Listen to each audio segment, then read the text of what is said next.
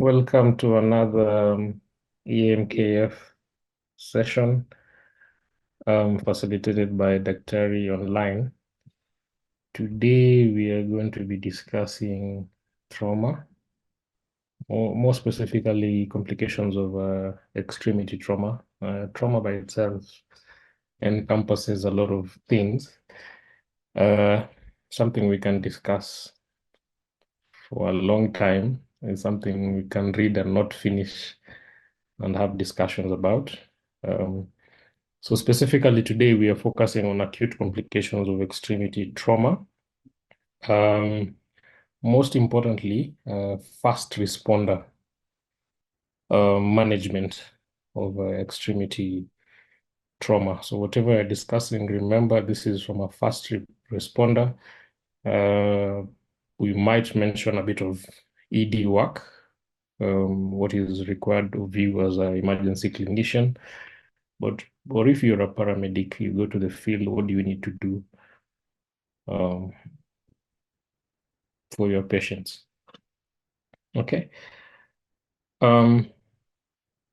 So a bit about trauma. This is something I'm quite interested in. I'm gonna give you some random facts about trauma so that we all understand how big a thing it is, at least in this side of the world, and how neglected it is, or at least I think it's one of the neglected, not tropical, sub-Saharan diseases. Globally, trauma is responsible for more deaths than things like HIV/AIDS, tuberculosis, malaria, the infectious diseases, all of them combined together, trauma kills more people. On average, around 5 million people die every year due to trauma. That's a big number. 5 million a year die globally. 90% of these deaths are in sub-Saharan Africa. This is as per the global burden of disease. It goes without saying that road traffic accidents are the biggest cause of these morbidities and mortalities that are related to trauma. So based on those numbers, I think you can elucidate that this is such a big thing and it should be taken with the seriousness it deserves.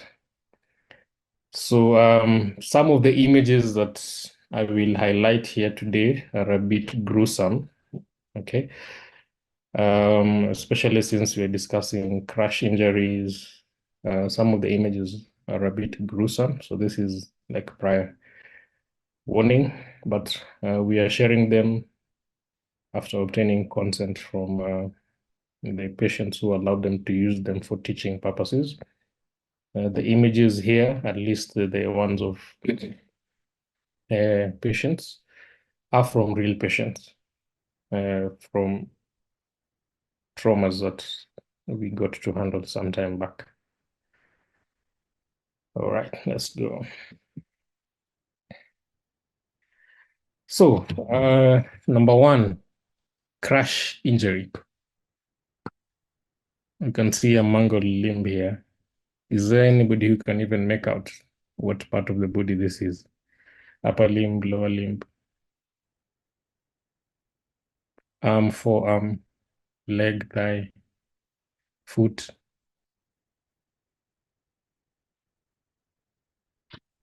Anybody able to tell what this part, what could this be?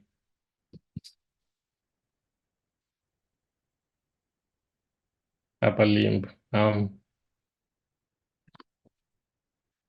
It's very confusing, isn't it?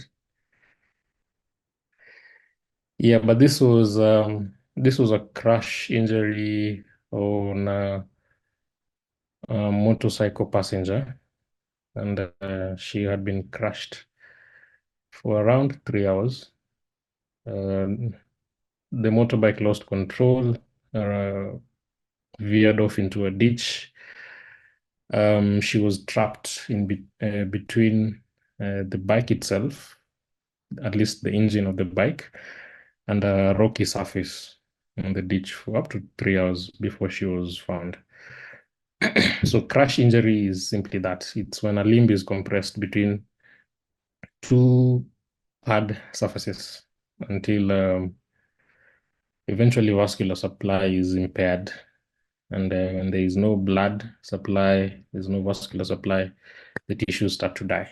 So you get tissue necrosis. Okay. Everything from the skin, subcutaneous fat, the muscular layer, the bones. Sometimes all of these tissues are destroyed, and it's very hard, as you can see, it's very hard to make out what is what. Okay. But when we are talking about crash injury, we are more specifically interested in the vascular supply to these tissues. Okay. It goes without saying that the severity of injury is dependent on, number one, the degree of compression. Whatever was compressing against a hard surface, how heavy was it? Um, was it hot? Like in this case, this lady she was against the engine of the motorbike, and um, I think this was a tarmac area, and duration of crash. So both of these determine the severity of injury. Um, like I said, a lot of structures can be injured, but most importantly, blood vessels supplying the limb, which can be disrupted or occluded for a long time as to cause ischemic injury to the nerves, to the muscles. Okay. And this can lead to something else we call crash syndrome. Okay, so something as local as this, and by the way, this was the only injury this particular patient had from that road traffic accident. It was an isolated injury. Of course, she was worked out, examined properly, had all manner of investigations, but this was the only injury she had. But she came in quite unwell, quite hypotensive, quite tachycardic, had to be admitted. And the surgical team took over after that. So this brings me to my next point of discussion, crash syndrome. What do you guys think crash syndrome is? I'll give you a nice uh, slide here from one of our resources online that tries to explain how crash syndrome comes about. Okay, it's a complication or a consequence of a crushed limb that has sustained prolonged ischemia and eventual necrosis. And with ischemia and necrosis, there is the release of those cellular components when something is trapped.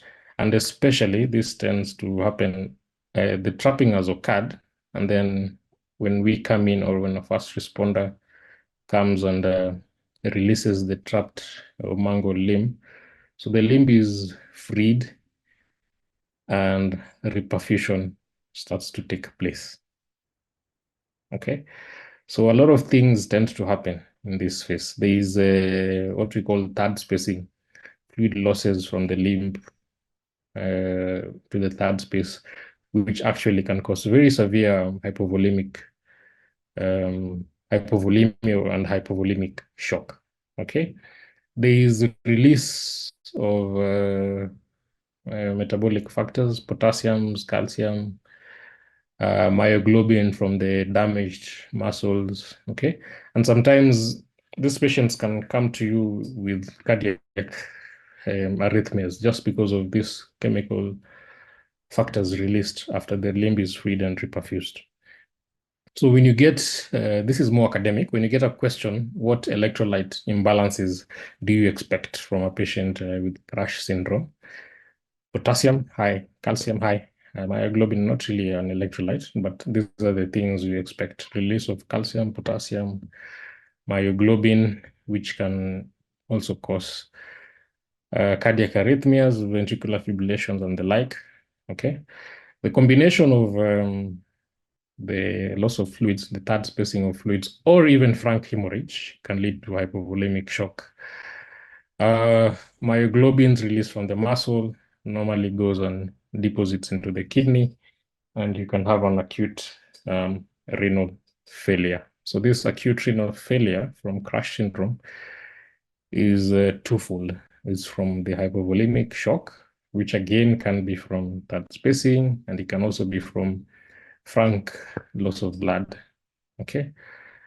And acute renal failure is also from a release of myoglobin, which causes renal injury. You can also have a bit of lactic acid and other organic acids. This is how this mechanism of trauma. So don't be surprised, or at least expect it when you check the metabolic status of these patients, you do a blood gas and there's elevated lactic acidosis or even systemic acidosis, low bicarbonate levels, in combination with the hyperkalemia. So these patients are normally quite acidotic. Okay. Crash syndrome can lead to DIC, disseminated intravascular coagulation, and it can lead to other complications. Actually, sometimes they can both occur concurrently. Crash syndrome with compartment syndrome, but we'll talk about that later. Okay, this is just nice to know at the back of your mind when you're attending to this patient as a first responder and the patient is in cardiac arrest. You at least at the back of your mind, you should have an idea that, hey, maybe there is a crash syndrome here. There's free potassium, free calcium. Okay, even the hypovolemic shock, you find a patient in hypovolemic shock and you can't see an obvious source of bleeding. Just remember, they could just be third spacing because of the mechanism of crash syndrome.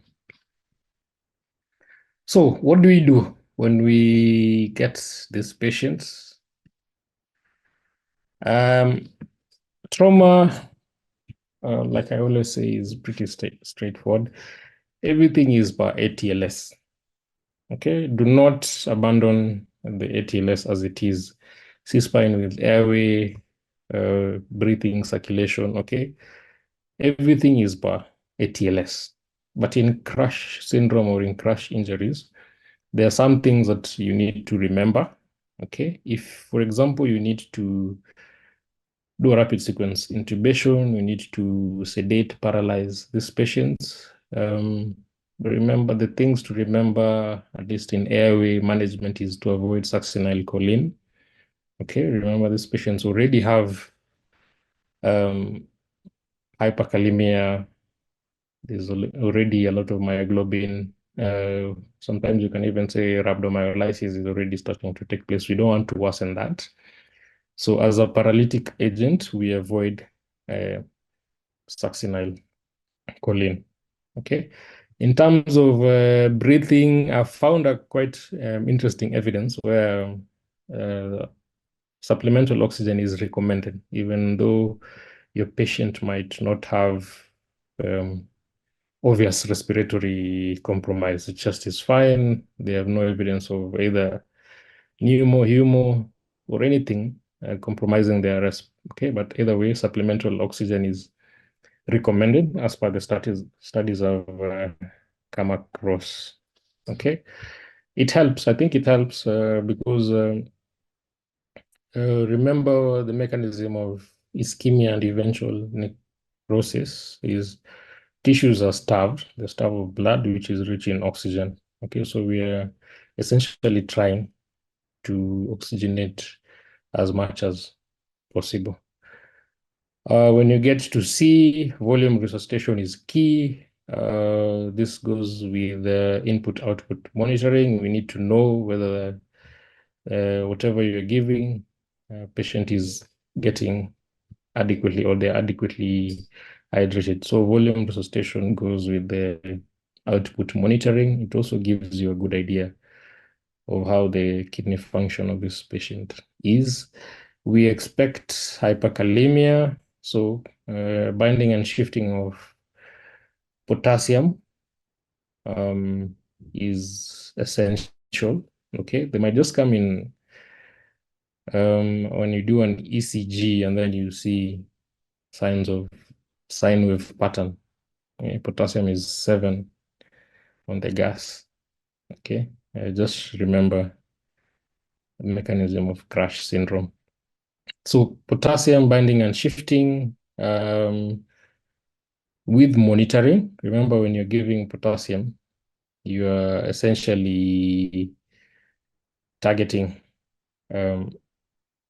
cardiac membrane. It's one of the electrolytes that stimulate the cardiac tissues. Okay, so all patients who are undergoing binding and shifting of potassium, you need to have them on a cardiac monitor.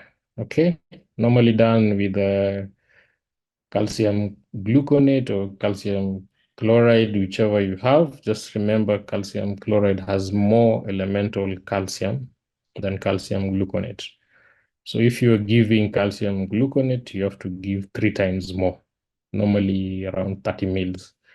So this thing where people usually say 10, 10, 10, be careful. Don't just say you're giving 10 of calcium gluconate, you're giving a low dose of calcium. If it's gluconate, it's 3 times more. If it's calcium chloride, you can do the 10. You can also do the insulin, which essentially is what helps to shift the potassium.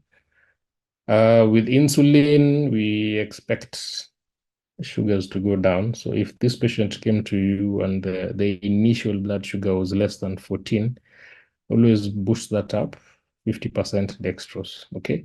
And it's always a good idea to do the dextrose first before the insulin, okay?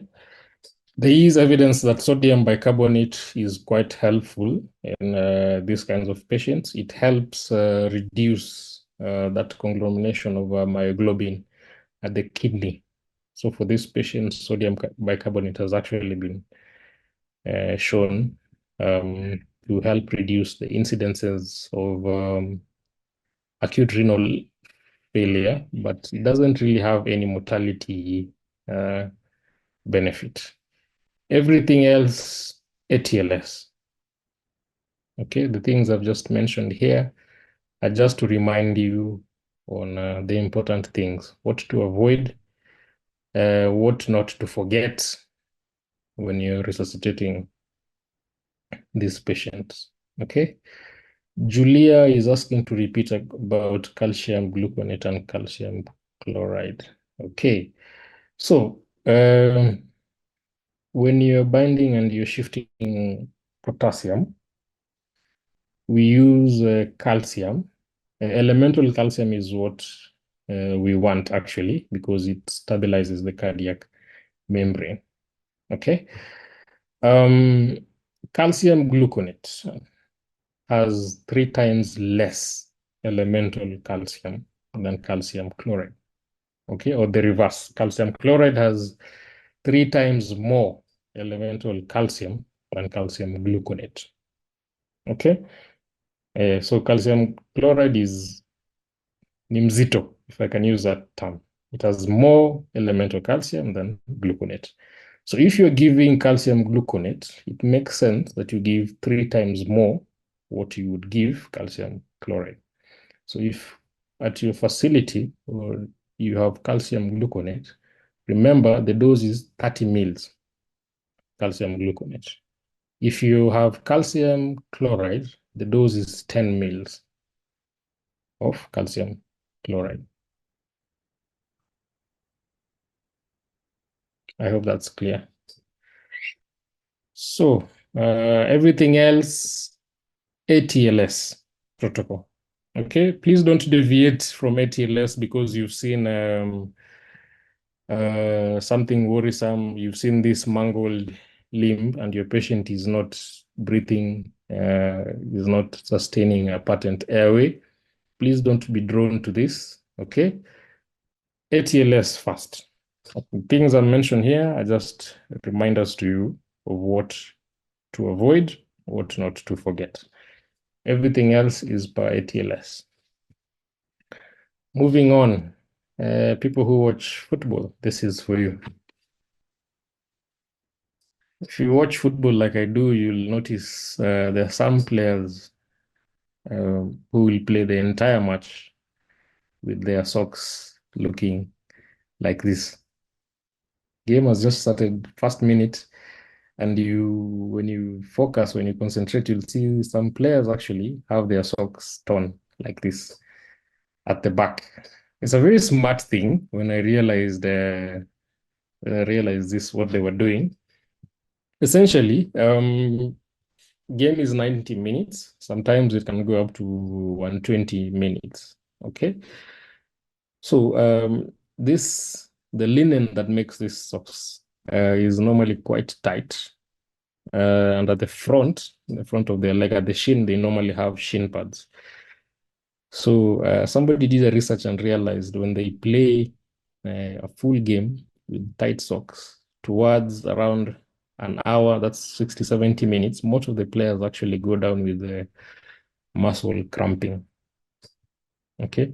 And they can't continue. So somebody came up with this smart idea just to make small, tiny holes at the back of their socks, essentially where their muscles, at least the posterior compartment of the lower limb of the leg, as it were, just to sort of release pressure. Okay. And that's essentially what it's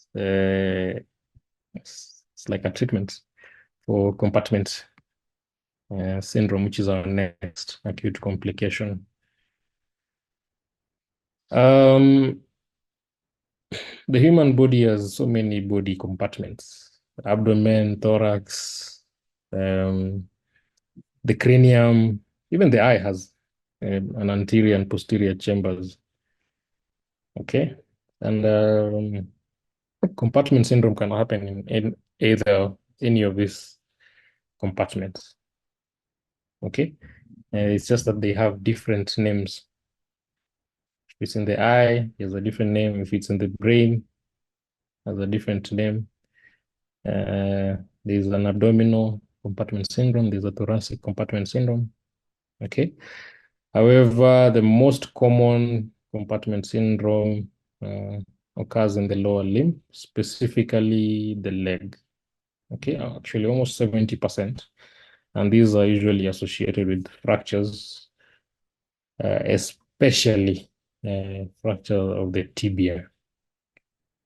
Okay, so trauma, commonest cause of acute compartment syndrome, which is a surgical emergency. If you can look at my diagram here, so this is thigh, leg, tibia, fibula. Okay, the leg has three compartments: the anterior, posterior, lateral compartments with the muscles in each uh, compartment. Compartment syndrome is essentially buildup of pressure in either of these compartments, such that the tissues are compressed, they eventually die.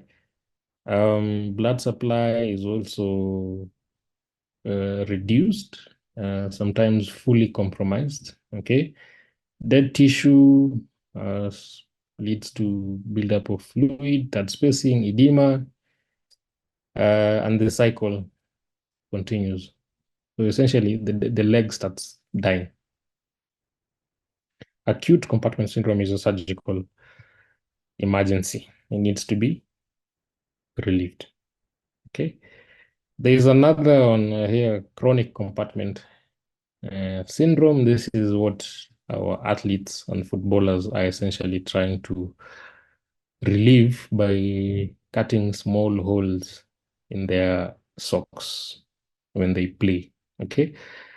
It's chronic, it's almost always exertional. It's relieved by rest. You can use ice packs, can use, sometimes they can do a bit of massage.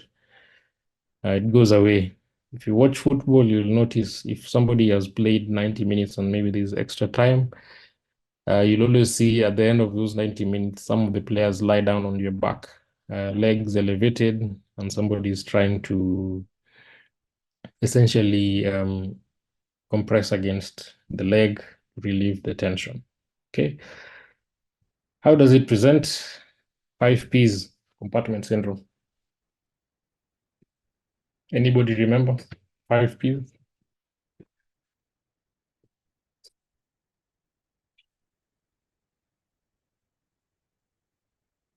5Ps of compartment syndrome. These are both signs and symptoms.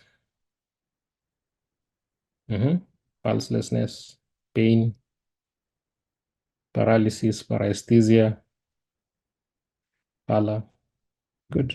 I think we have a good idea of the 5Ps of compartment syndrome, both the signs and symptoms, which is what the patient presents with.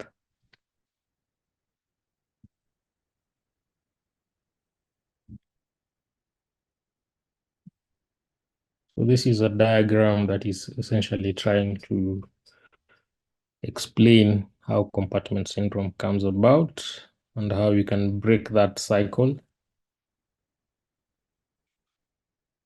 Okay, you have a direct injury or arterial damage, which leads to tissue edema, ischemia.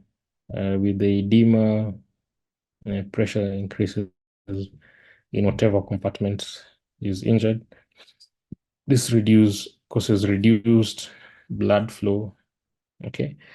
And reduced blood flow is normally happens sequentially. Normally, the venous return is cut off first.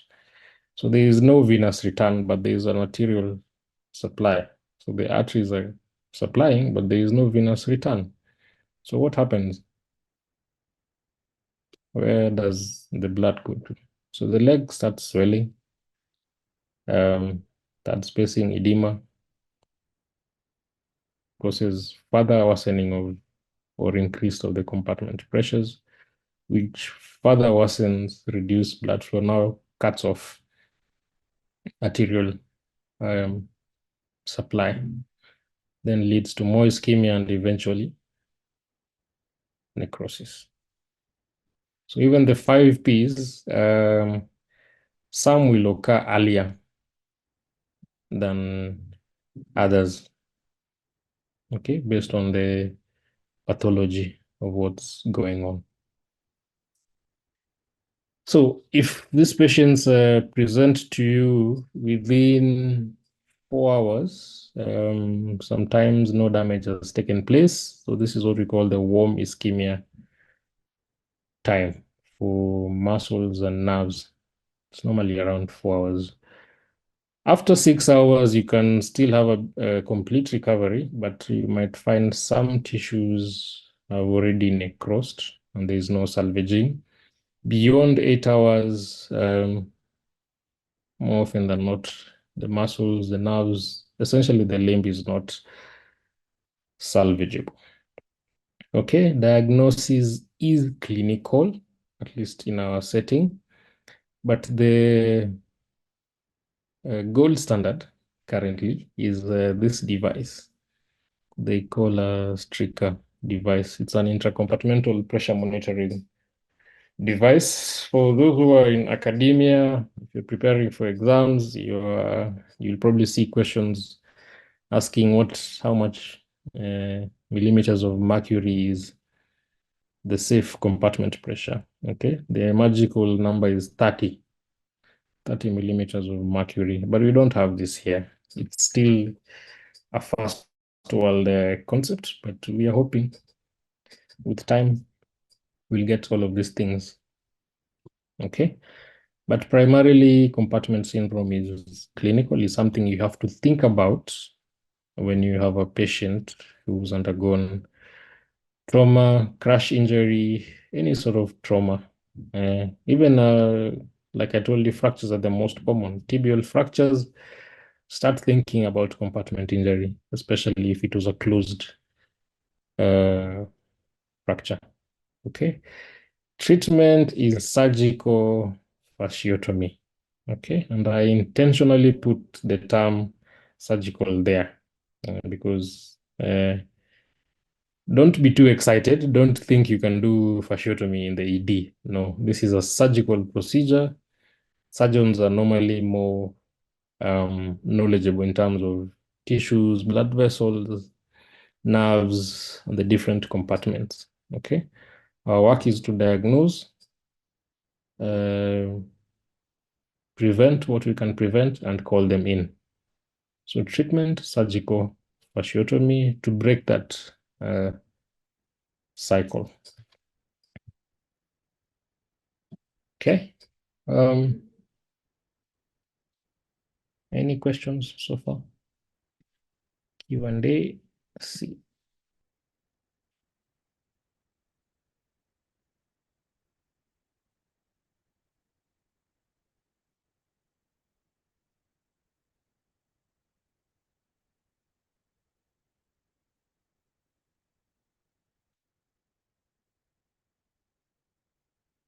Let's move along.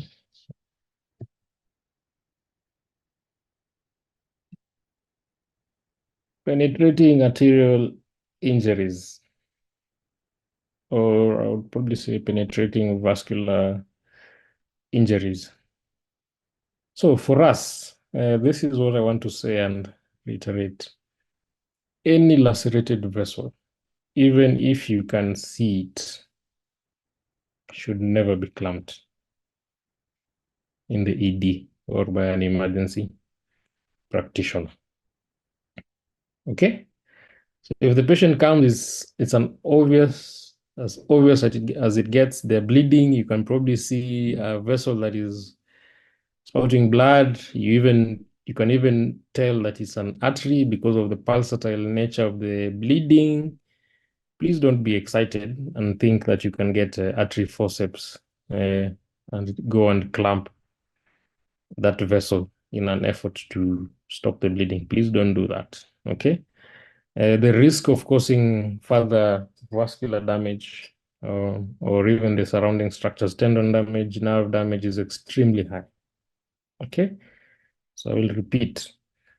Lacerated vessels, even when they are obvious and easily visible, should never be clamped in the emergency department or by an emergency practitioner. Okay, we can do hemorrhage control easily or by direct pressure at the site of the bleeding, which is what you should do first. Direct pressure. Okay, if doesn't work, you can apply a tourniquet proximally to the site of the bleeding. Okay, beyond that, surgical.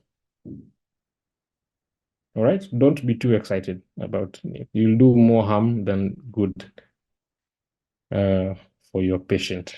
The risk of damaging other surrounding structures, especially vascular, the neurovascular bundle, as it were, nerves, tendons, other vessels around, is quite high. Okay, and like I told you, surgeons are more aware, they are more knowledgeable about tissues, blood vessels, nerves. This is their forte. Let's leave it to them. Okay. We can do hemorrhage control by applying direct pressure and a proximal tourniquet. Okay. There are other things, what we call hard signs, soft signs. These are more academic, okay, than practical. Some are practical, but these are more academic. So if you see somebody with been through trauma, mangled limb, or sometimes signs of compartment syndrome, the 5Ps, or there is diminished pulse, or there's a history of arterial bleeding, or a non-expanding hematoma, or proximity of a wound next to a major vessel or a major artery. Okay. For us, direct pressure, proximal tourniquet. Okay, with the tourniquet, I know somebody is going to ask, or somebody has already asked about tourniquet time. Who wants to answer? Or who thinks they know? How long should we keep a tourniquet on?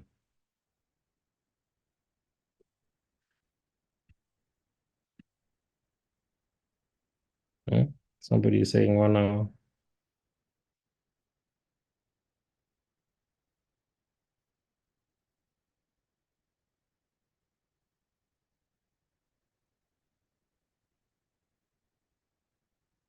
What's the most appropriate tourniquet time?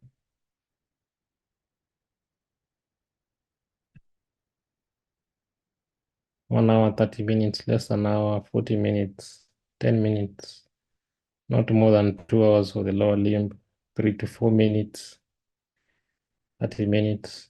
Is there a consensus? Release pressure in between after 30 minutes, 2 hours max.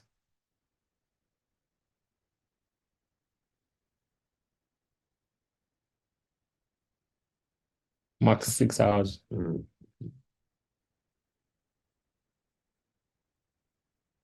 Let me throw a spanner into the works. Okay. So whatever vessel that is lacerated, for example, is femoral artery, and you put a tourniquet, and the bleeding has stopped. Your surgeon, you're in Nakuru. Your surgeon is coming from Mombasa using the night train.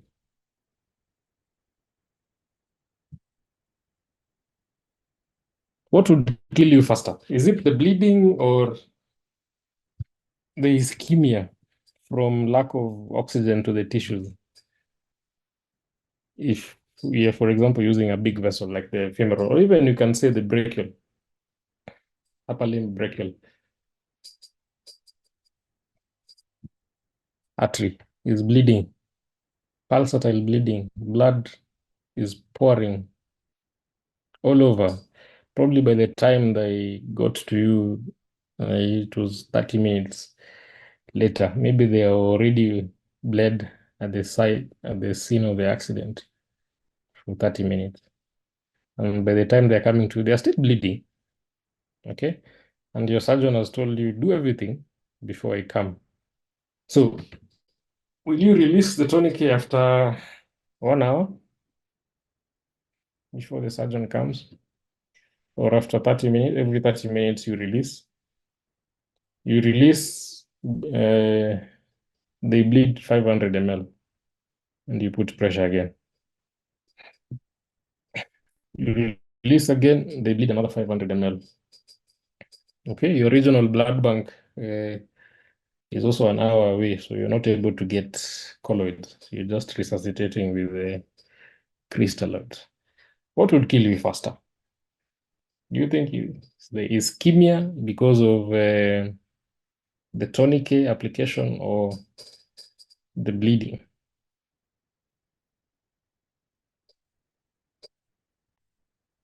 Mm. This is a very controversial topic. The topic of tourniquet time against caliber of blood vessels, type of injury, location of injury, um, patient's body habitus, patient's health or wellness prior to injury. All of those things come into play. Okay. The consensus here, I think, has shifted. Bleeding will kill you faster, especially if it's a major bleed. If it's a small bleed, it's let's say, for example, it's the radial artery that is bleeding. Do you think applying direct pressure would sort that? Or proximal tonic?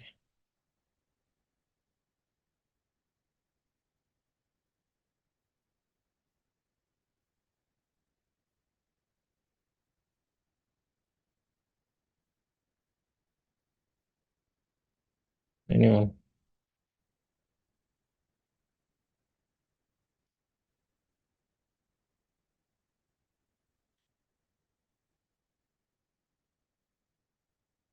I tend to think so too. I think the bleeding would kill you faster. Okay, but there are so many other factors to consider. Okay. Somebody is saying life first, then limb. Okay. Remember, most of the time, often when these patients with penetrating vascular injuries, there could be um, other traumatic events going on. Okay. I think the next version of ATLS, ACLF, if it has not been released, will now include arrest of obvious bleeding fast before airway and circulation, if this has not been released. Obvious bleeding, major vessel, um, will now be, it will be CABC, something V, if it's not yet out, but I think those are the discussions that are going on right now. Okay, bleeding will kill you fast. We have no business clamping vessels. We are not surgeons. You do more harm than good. Um, our work is to apply direct pressure, uh, proximal tourniquet to try and arrest the bleeding. Okay, that is the standard practice for emergency medicine. Okay, hard and soft signs you can read. There is with the soft signs, sometimes you might be able to do those indices, the ones they call ankle brachial indices. If you have the time, if your patient is stable enough, I think they are more academic. If you want to know, you can always read about them. But remember, this is first responder on scene in the ED. All right, let's move on. Uh, traumatic amputation. Again, ATLS fast. Everything as per ATLS.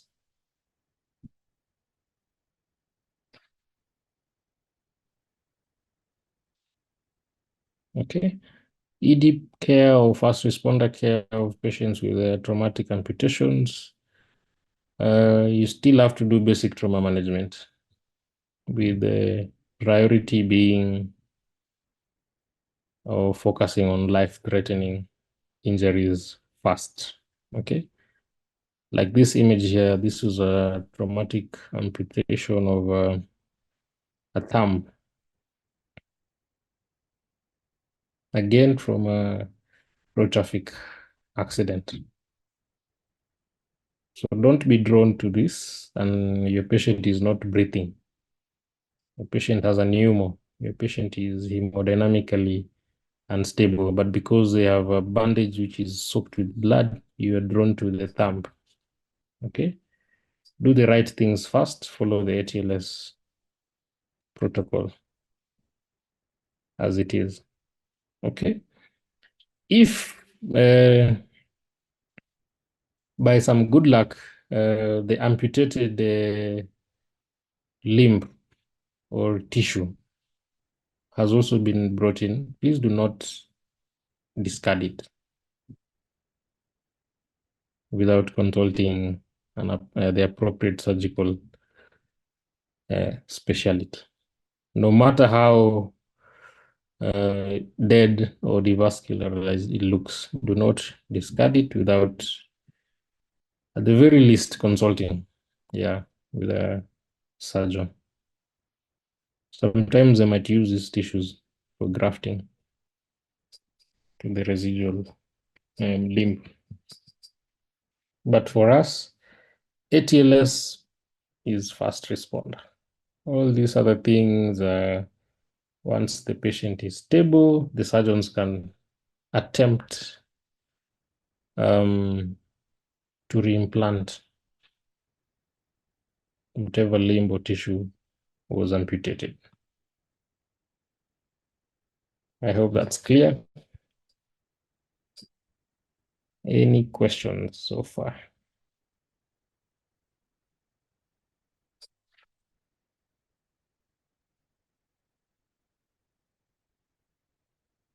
Somebody is asking, which is the best fluid to administer during resuscitation?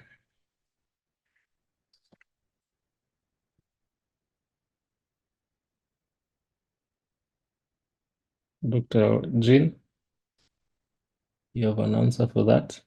Or should I Yes, go? there are only two perfect answers.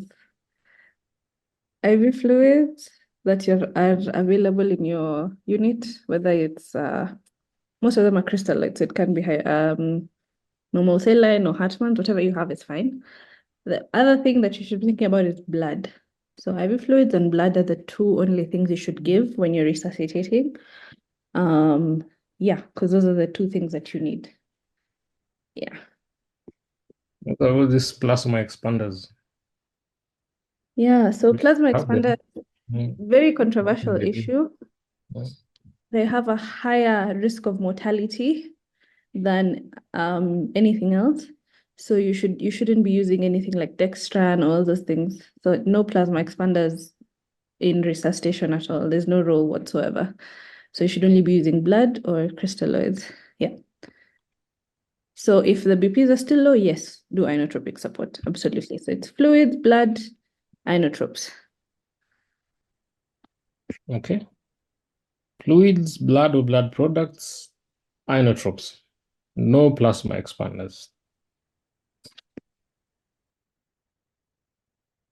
Somebody else is asking, if you're working in a small facility, you get a crash injury patient with obvious active bleeding. As a doctor, you know referral will take at least 30 minutes. So how will we manage the patient kama kuna active bleeding that you can clamp? Do you refer directly or attempt to stabilize fast? Jean? Another very good question.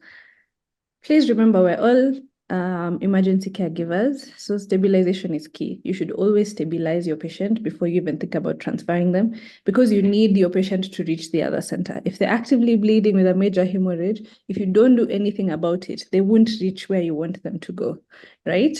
So definitely always stabilize. Like Dr. Nacho said, apply pressure. A lot of the bigger bleeds, you need to apply constant direct pressure for longer periods of time, even up to like 15, 30 minutes.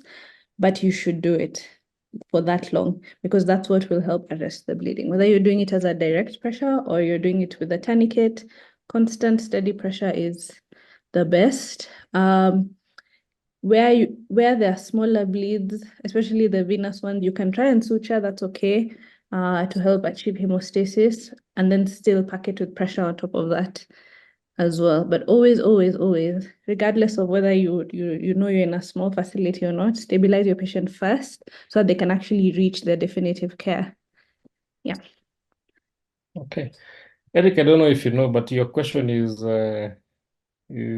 more focused on trauma system. Your problem here, or the conundrum that you have here, is not really something to do with emergency care. It's trauma system, which are non-existent, at least this side of the world.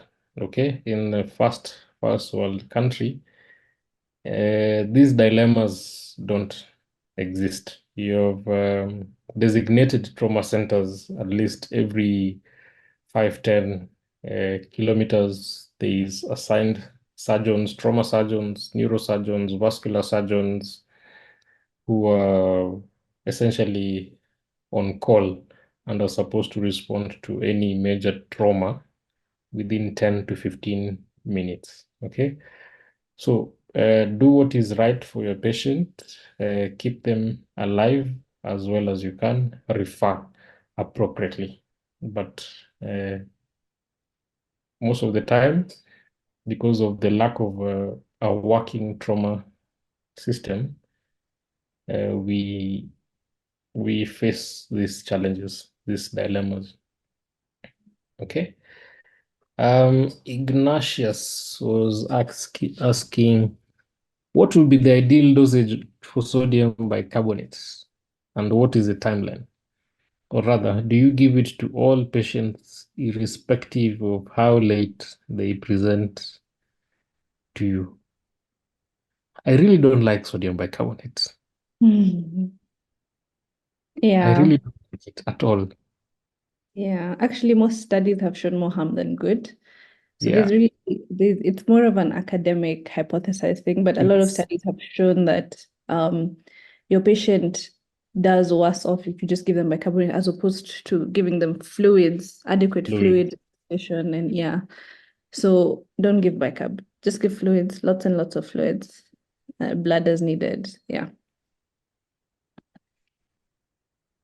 Okay. There are some two other questions here. How do you preserve the amputated limb? And there's somebody asking about grafting, and that is a surgical question.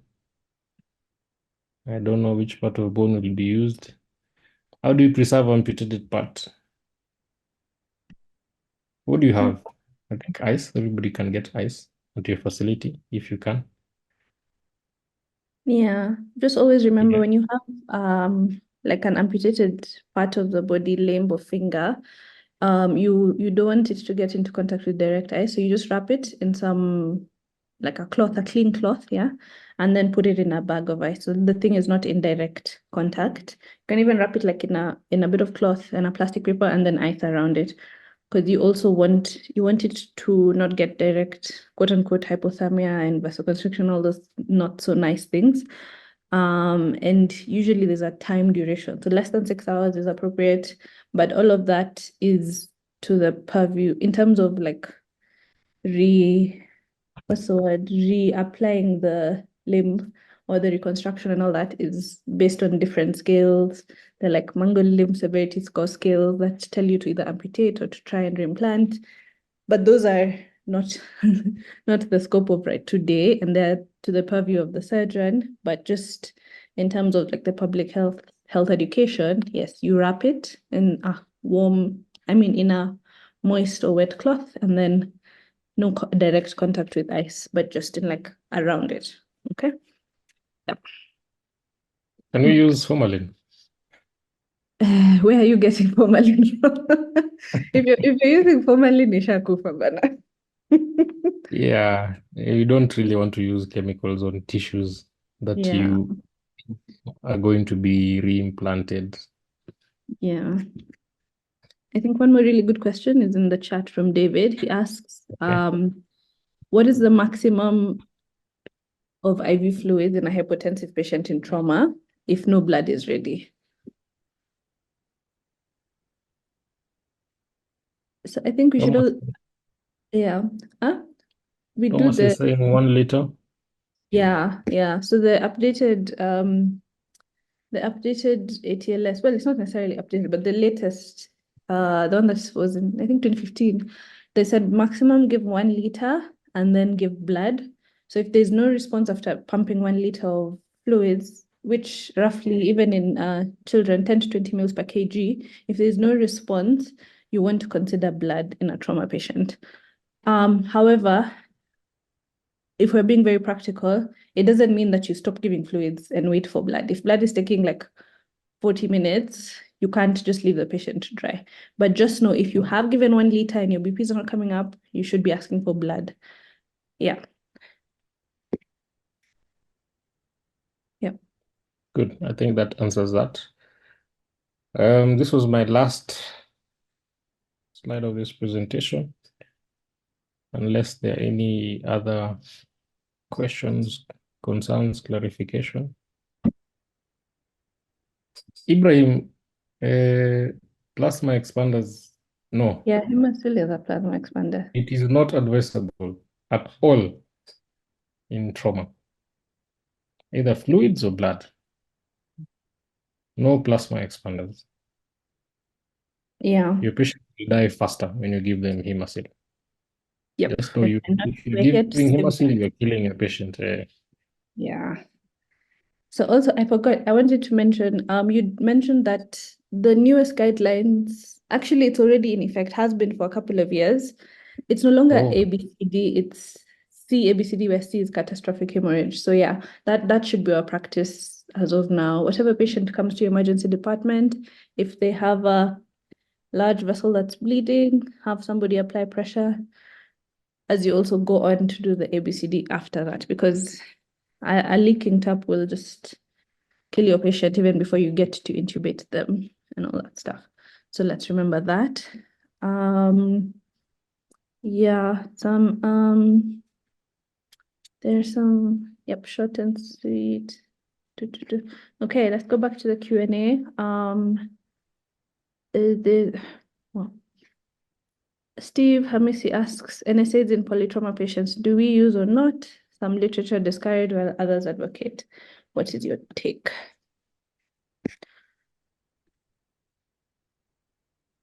really? Diclofenac, Mm, Brufen, and the like. mm, I've not really come across this. yeah. I don't know. So if your patient is just an acute trauma patient, there's really no harm in giving an NSAID, because NSAID is more of if the patient has like some chronic kidney derangement or things like that, that's when it'll cause a bit of problems. So a single dose of an NSAID, especially if that's the only thing that's available to you in an acutely traumatic patient, is perfectly fine. Yeah. But if you have time to take like past medical history and no other contraindications to it, then you should avoid it. But yeah. Then for nerve injuries, how long should they be corrected or repaired? What is the time frame? Again, that's to the purview of the surgeon. What you need to do is just to bandage up, pressure, and all that, because nerves, they have to, in fact, even for them to recover fully takes years anyway. So yeah. Autologous transfusion. Yeah. If you This can is do it, taking blood out of patient like, and putting it back. yeah, if they have like a massive pneumothorax or hemoperitoneum or something, if you can do it, why not? Their blood, it's fine. And I think also Yeah. for the like the special considerations in terms of religion, they're called Jehovah's Witnesses.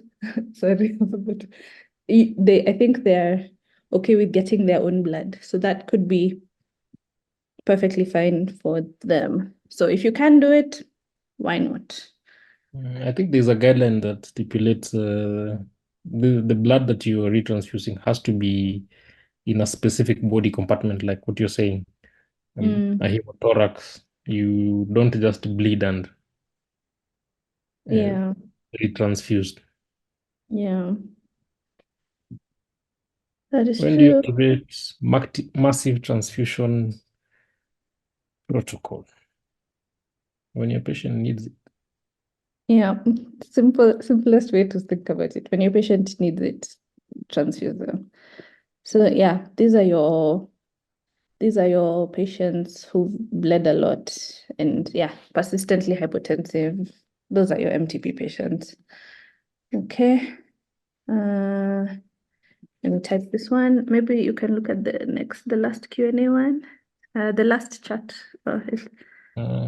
professionals for not giving hemocell trauma.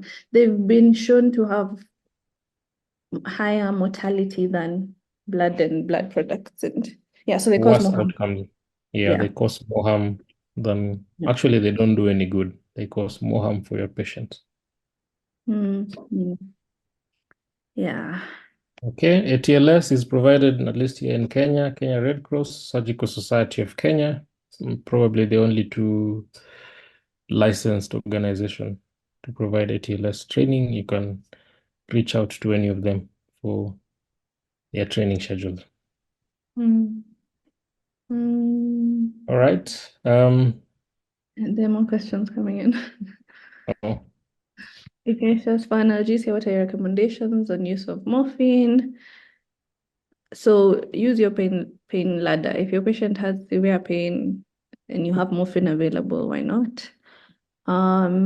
Ethical question: in case of multiple trauma, are patients managed based on first come first serve basis, or more likely to survive are managed first? Okay, so if you have multiple trauma and it exceeds your capacity to handle, then you do the reverse triage, where the ones who are likely to benefit the most gets in first.